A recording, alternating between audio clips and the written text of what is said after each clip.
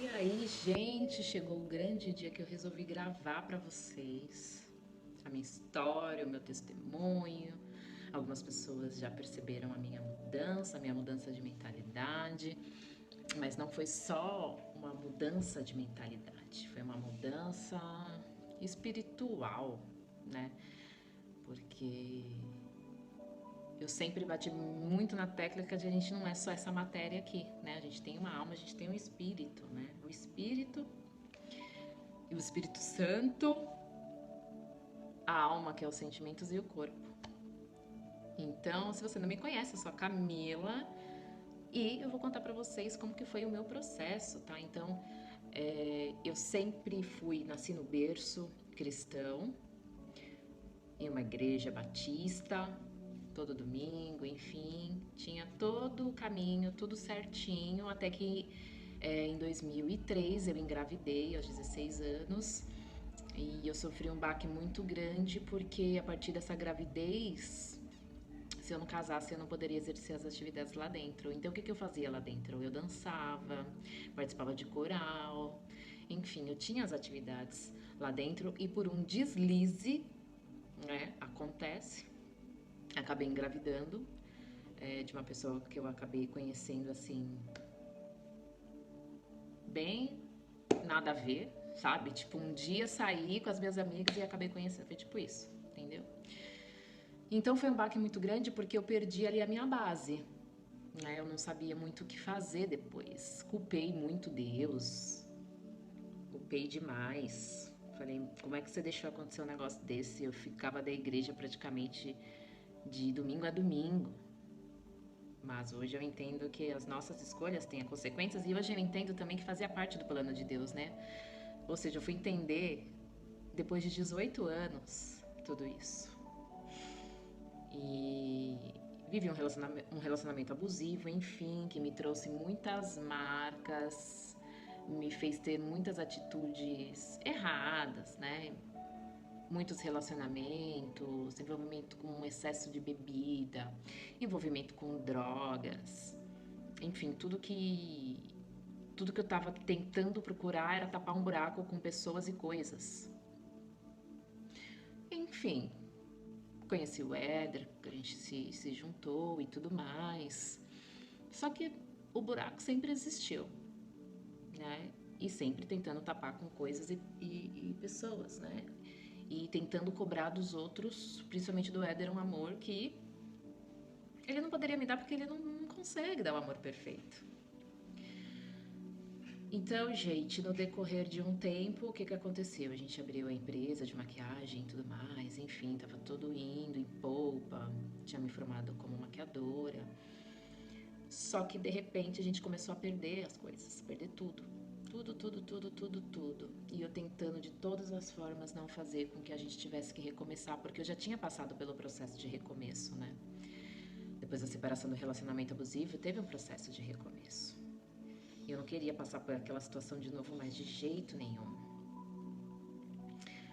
Mas por mais que eu não tivesse uma ligação com Deus, uma intimidade com Ele me avisou. Ele falou assim: não adianta você tentar fazer mais nada. Você vai ter que passar por esse processo. Confie em mim. Eu de boa, né? Falei, tá bom, se ele tá falando, eu vou confiar, mesmo com uma dor no coração enorme, porque a gente fica às vezes como filho mimado, né?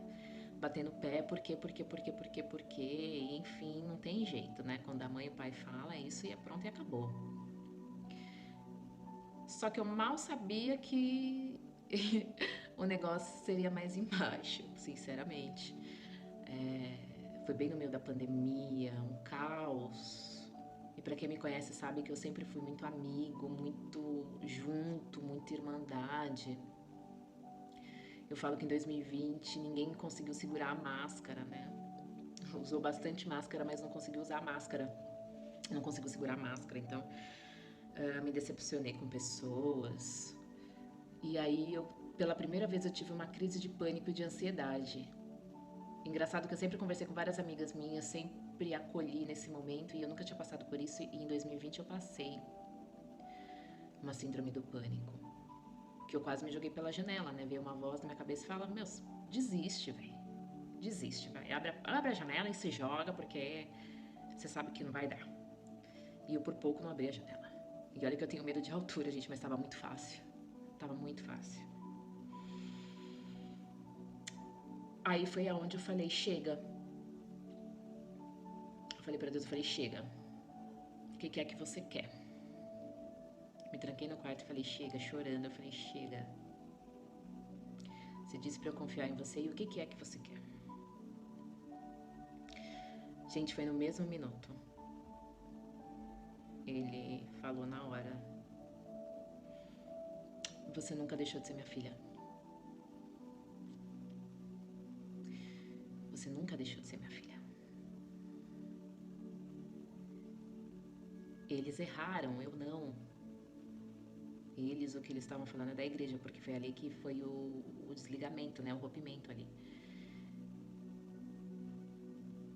Eu não errei. Você sempre foi minha filha. Aquilo ali foi um choque pra mim.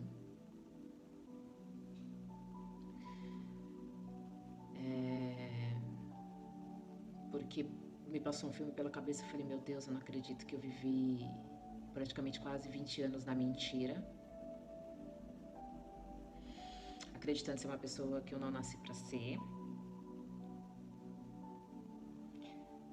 E aí ele continuou falando, você ficou esperando o pastor da igreja, mas eu sou o seu verdadeiro pastor e eu vim te buscar, ovelha perdida. Gente, o negócio, vocês não têm noção do que eu tô falando, porque eu não mereço, né? Na verdade, a gente é pela graça, não é por merecimento, é pela graça. E você ouvir isso depois de um monte de coisa que você fez na vida, tipo, você fala, mano, você tá de brincadeira, né? Você tá de brincadeira que depois de tudo que aconteceu, você ainda veio me buscar. De tanta merda que eu fiz na vida, você ainda veio me buscar. Foi aí que eu comecei a sentir um amor que eu nunca havia sentido antes na minha vida. Só que ele é um Deus que ele não entra se você não der permissão. E aí ele me mostrou. Eu quero te usar contra a religiosidade. Então, se você tá vendo esse vídeo aqui, não é sobre religião, tá? É sobre Jesus mesmo, sobre Deus, porque ele não criou religião. Eu quero que vocês entendam que a religião é algo que é usado para alienar as pessoas, para criar regras, para não deixar você ser uma pessoa livre. Uma coisa muito importante que ele falou para mim é que ele disse que cearia comigo, mesmo grávida, que ele perdoou o meu pecado no mesmo momento que eu pedi para Deus. Só que a igreja que congregava quis dizer que o meu erro era imperdoável, que eu tinha que casar. Eles nem me perguntaram como é que eu estava, como é que estava meu emocional, se eu queria isso mesmo. Me lembro até um dia que ligaram, a secretaria ligaram, perguntando se eu havia casado, senão eu ia me desligar do hall de membros. Eu falei, mano do céu, naquela época eu não tinha discernimento para entender isso. E hoje, como eu falei para vocês, faz todo sentido. Então ele falou, agora eu vou te levantar para você curar outras mulheres, para você abrir os olhos das pessoas contra a religiosidade, porque às vezes a igreja ela pode falar que você perdeu o direito de ser filho. Acontece que você não perde o direito de ser filho.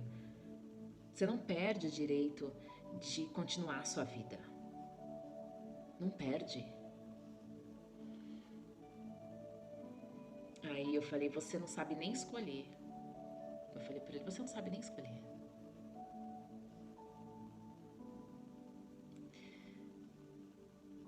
E ele falou, eu te escolhi. Você vai querer ou não? Porque ele não invade ninguém. Você tem que querer. Sério, gente, na minha cabeça eu contei 1, 2, 3. Me veio todo o filme na cabeça, me veio todas as festanças, me veio os meus amigos, algazarra, tudo. E eu falei, meu Deus, como é que vai ser isso? Eu ainda falei, você não vai dar conta de arrumar essa bagunça? Você não vai dar conta. Ele falou, é só você dizer que sim. Eu, 1, 2, 3, sim. Gente, foi um amor furioso. Furioso. Algo sobrenatural mesmo.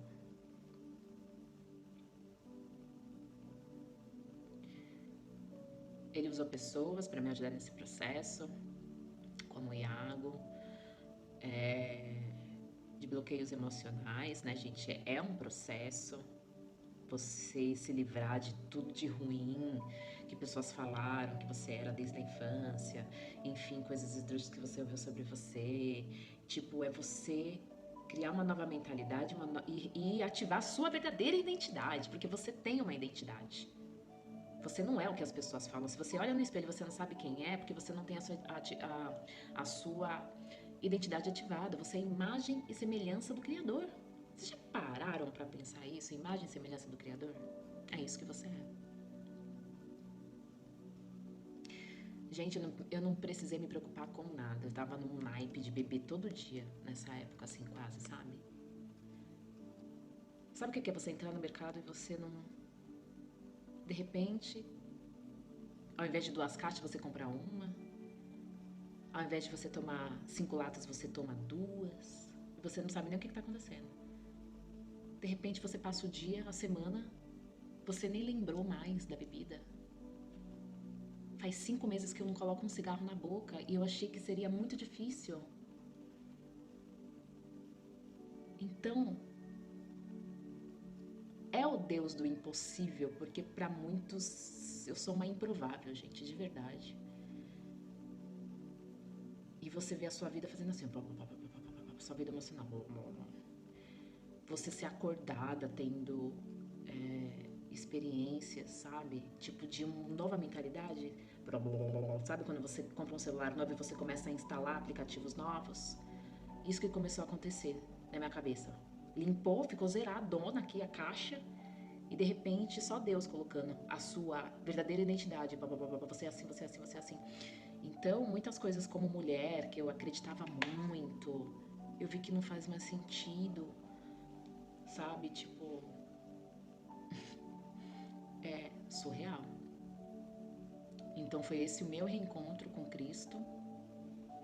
O amor mais perfeito. Porque depois de uma época eu ainda fiquei discutindo com o Ender, que eu falava, eu não me sinto amada por você, sei lá, você não demonstra. E Deus me acordou de madrugada pra falar, sempre às 3 horas da manhã, pra falar. Começou a me dar um monte de elogio, gente, um monte, que sério. Eu falei, para. Porque não era só ouvir, era sentir. E ali eu pude entender que é o amor perfeito, o amor incondicional. Então, gente, eu coloquei o meu anel de filha e calcei as sandálias. Então eu vou para onde ele me levar. E eu sei que hoje a maquiagem, ela é uma arma para eu, puxar a mulherada e para elas entenderem como que eu cheguei nesse grau de maturidade, de saber que você deve ter o amor por Jesus, por Deus, casar com ele, casa, velho. Quer conhecer ele? Vai, pega a Bíblia e começa a ler de Mateus. É como se você estivesse conhecendo um novo namorado. Depois você vai se amar muito, tipo, meu, é você. Um amor quase narcisista. Aí depois você vai dar amor pro próximo, porque você vai dar sobre medida. Você não vai tirar todo o seu amor, que deveria ser pra Deus e por você, e dar pros outros. É isso que a maioria das mulheres fazem. E se estrepam. E acha que erraram. Então é esse o meu testemunho. Hoje eu sou uma menina que se levantou contra a religiosidade e que pretende salvar muitas mulheres. Um beijo, que a Aurora já tá latindo aqui.